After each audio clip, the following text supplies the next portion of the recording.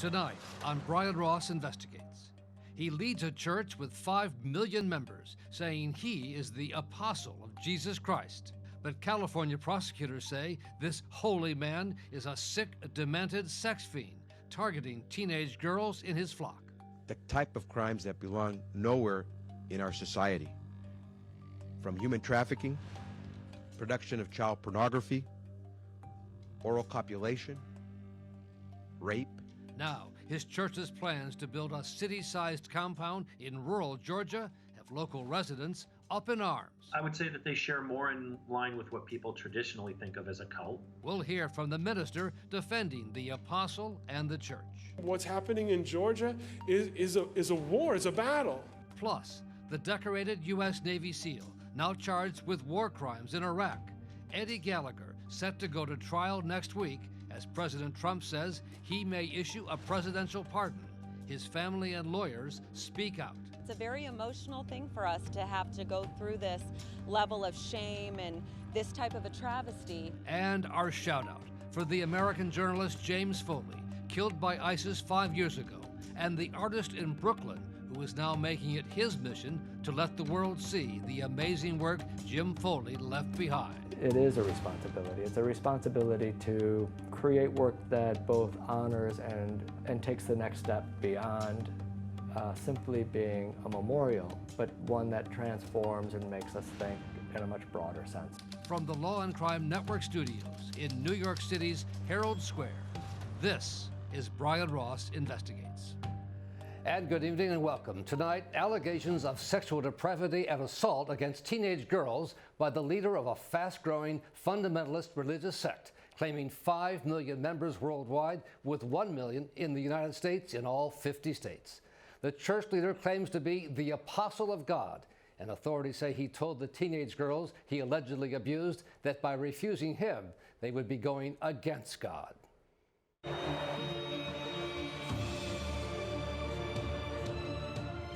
The church calls itself the Light of the World, claiming members in 58 countries. Its leader is 50-year-old Nason Joaquin Garcia, who began his career as a minister in Arizona and Southern California. He teaches that he is the apostle of Jesus Christ, just like his father and grandfather who founded the church. Videos posted by the church show his devoted followers treating Joaquin Garcia like a holy figure, and his charismatic appeal has helped the church spread from its roots in Mexico across the United States and beyond. But behind that aura, California authorities say there is a dark side, a cult of personality used by Joaquin Garcia to take advantage of some of his youngest followers. On Monday night, my office arrested Nason Joaquin Garcia. California Attorney General Xavier Becerra says Joaquin Garcia and 3 of his church leaders are charged in what he called a major sex trafficking and sex abuse case involving at least 3 teenage girls who were in the church. He called the church leader sick and demented. The type of crimes that belong nowhere in our society. From human trafficking, production of child pornography, oral copulation, rape, statutory rape, child molestation, extortion, conspiracy, and more. The Attorney General said the beloved church leader was provided by his followers with images of teenage girls who were told to, quote, take off their clothing, touch each other's breasts and vaginas, and lick whipped cream off each other's breasts, unquote. They were parishioners, if you wish to call them that. This is a pretty large organization.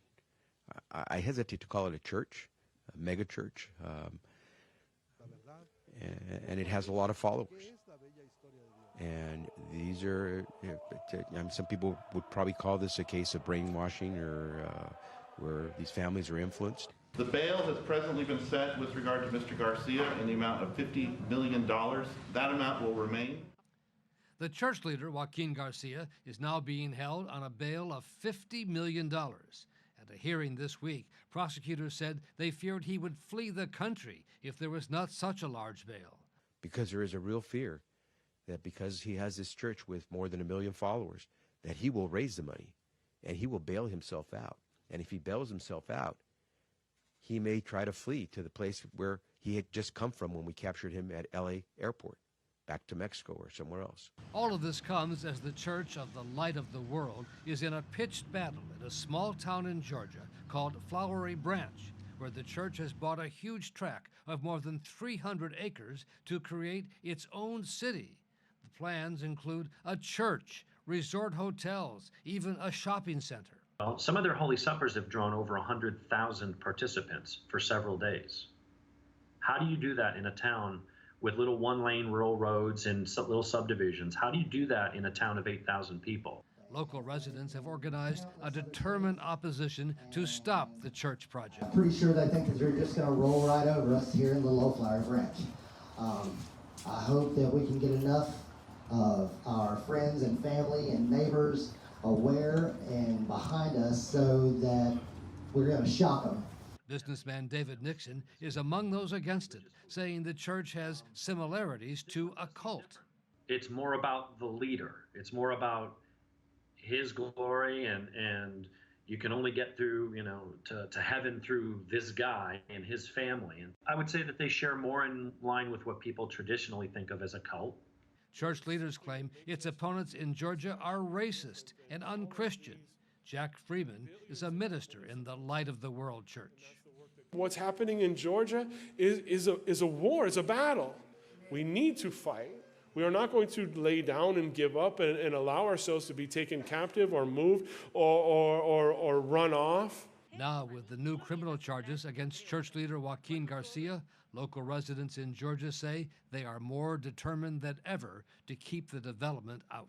If it also turns out that the hierarchy of the church gets convicted of, child rape and sex trafficking, well, I think that helps make our case even more ironclad.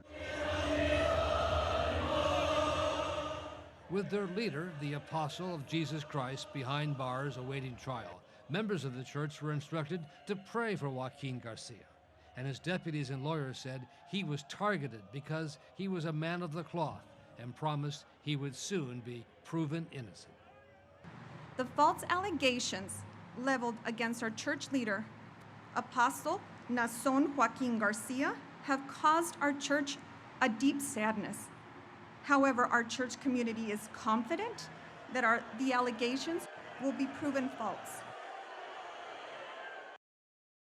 Joining us now by Skype is Alan Sawyer, a lawyer for the accused apostle. Mr. Sawyer, thank you very much for being here. Your client remains behind bars, $50 million bail. That's the largest ever in Los Angeles County. Thanks for having me, Brian. Yeah, it's a very unusual amount of bail, and I think it's based on a false premise that you should take into account the assets and the wealth of a church in determining an individual's bail. The reason why that is a false premise is because prior to this incident and after this incident, the church's finances are completely separate from Mr. Garcia's finances. He does not sign on any bank accounts. He cannot direct where money is sent.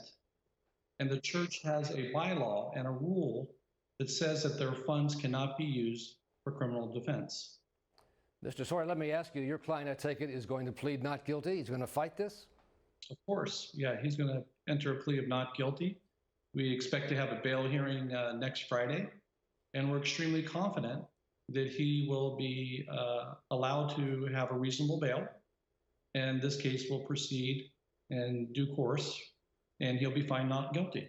Mr. Sawyer, we have a question for you from our control room from executive producer Rhonda Schwartz. Rhonda?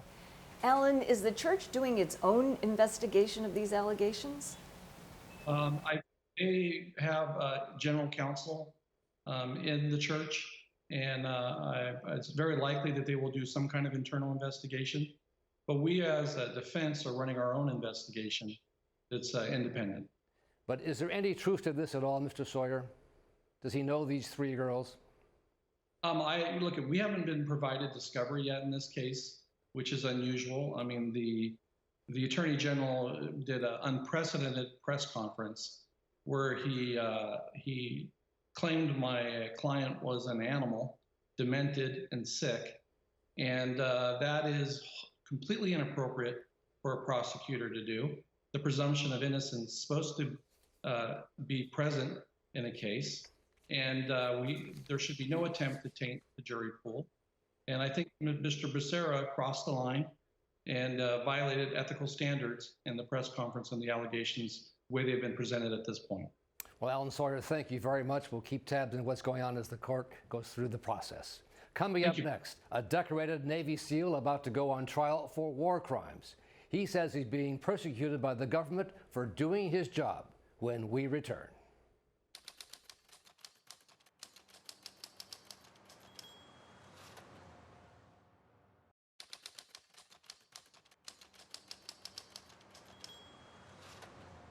Back now with a look at the upcoming trial of Navy SEAL Eddie Gallagher, accused by members of his own elite team of war crimes, killing an unarmed teenage ISIS fighter and randomly shooting at innocent civilians, including an elderly man and a young girl.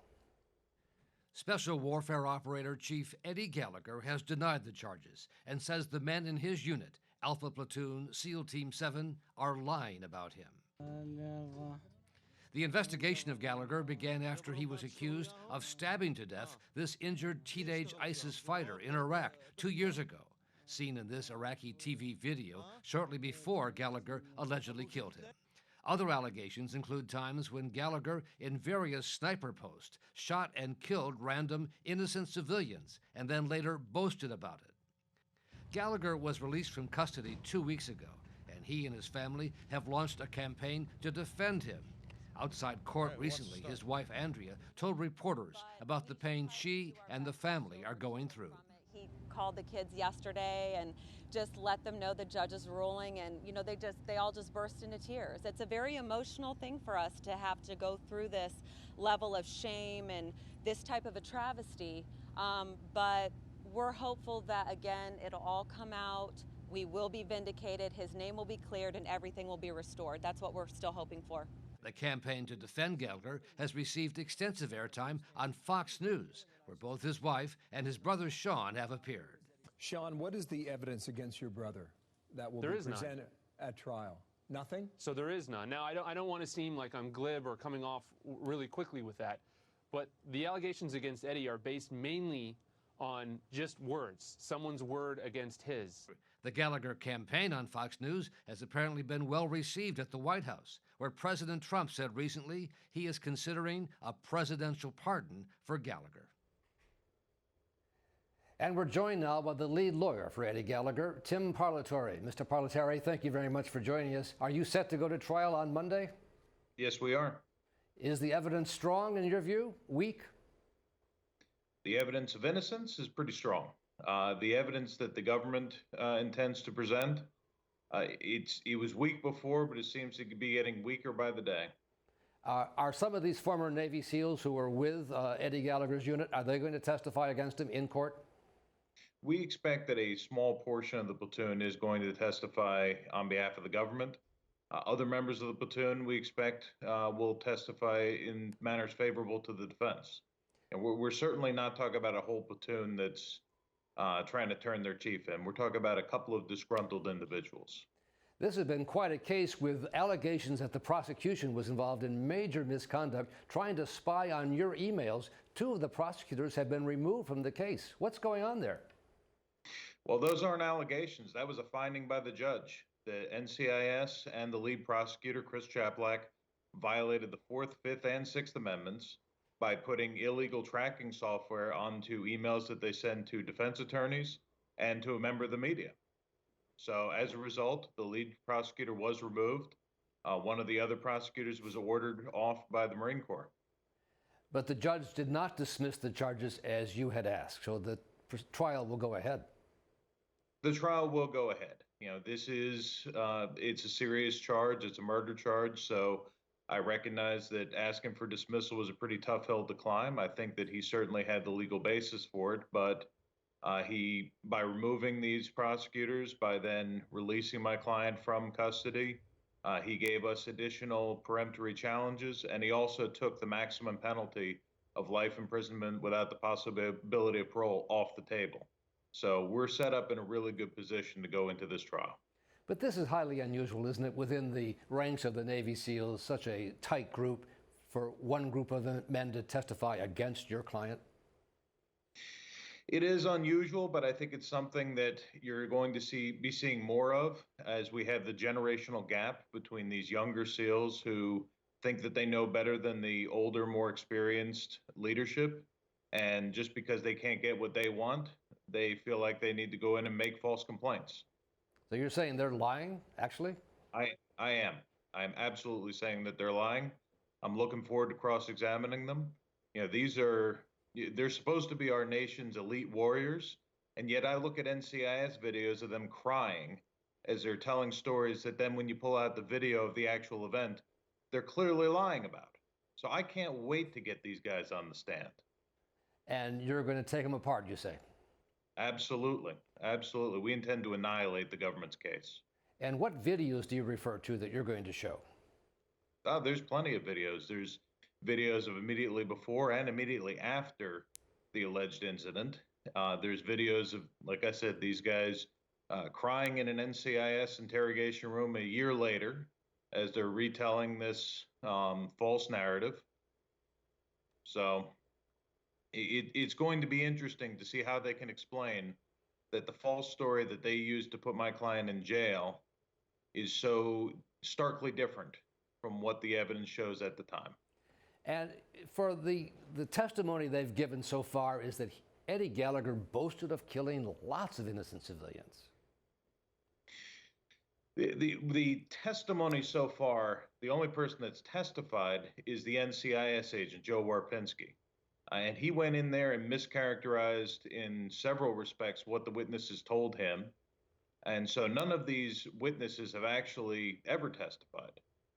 Now, one feature within the SEAL teams and within any special operations or combat unit is that there's a lot of dark humor. And so to a certain extent, they've tried to take some of that dark humor out of context and put it out there as if it's fact. And quickly, President Trump has talked about a pardon. Any news on that? That my only source of information on that is the news media. We have not reached out to the White House. We have not in any way asked for a pardon. You know, our focus is on going into the courtroom and winning this in the court. If whatever the president decides, you know, certainly I wouldn't want to dissuade him from that, but that's not something we ever push for.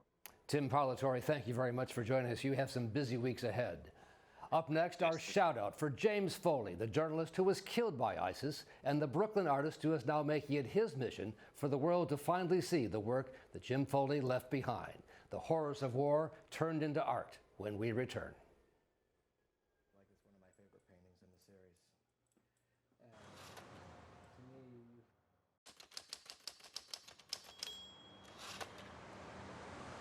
Our shout out tonight for an unusual collaboration between an artist in Brooklyn working to honor a brave journalist. James Foley was 40 years old when his career as a war zone photojournalist was tragically and brutally cut short. It's awful, tragic news from overseas late today. It's about an American journalist named James Foley. Beheaded by members of the violent Islamic group ISIS. He reported from dangerous places, bearing witness to the lives of people a world away. Now, almost 5 years later, an artist in Brooklyn, Bradley McCollum, has made it his mission to let the world finally see the work that James Foley risked his life to create. When you searched his name, all you would find were the evidences of his execution. And it did seem to sort of embolden the executioner, but did little to tell his story. So, with the permission of James Foley's mother, Diane, McCollum began to go through the video and still photos that James had left behind in his backpack that had never been seen publicly. And inside the backpack were these 5 hard drives and his old computer. And at that point, this project became very personal.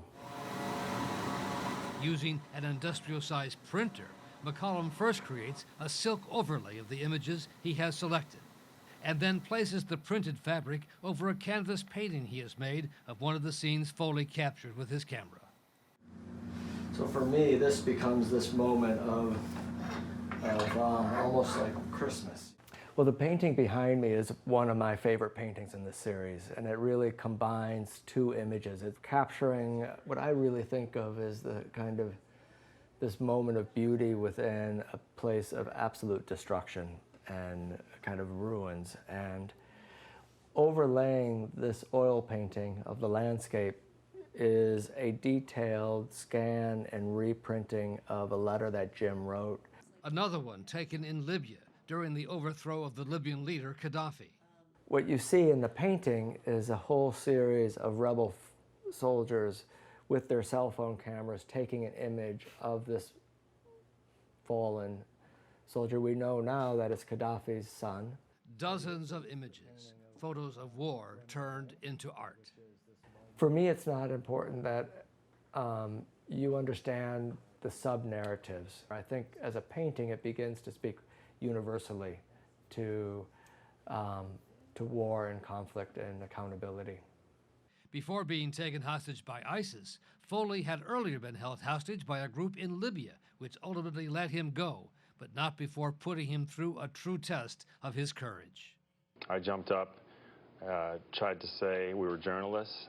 Then I was hit several times with a butt of AK-47, punched, and dragged into a vehicle with my hands tied behind my back. For Bradley McCollum, there is a heavy responsibility to get it right. And it is a responsibility. It's a responsibility to create work that both honors and takes the next step beyond simply being a memorial, but one that transforms and makes us think in a much broader sense. So it is a tribute to his journalism in the end. Oh, absolutely. Yeah. Absolutely.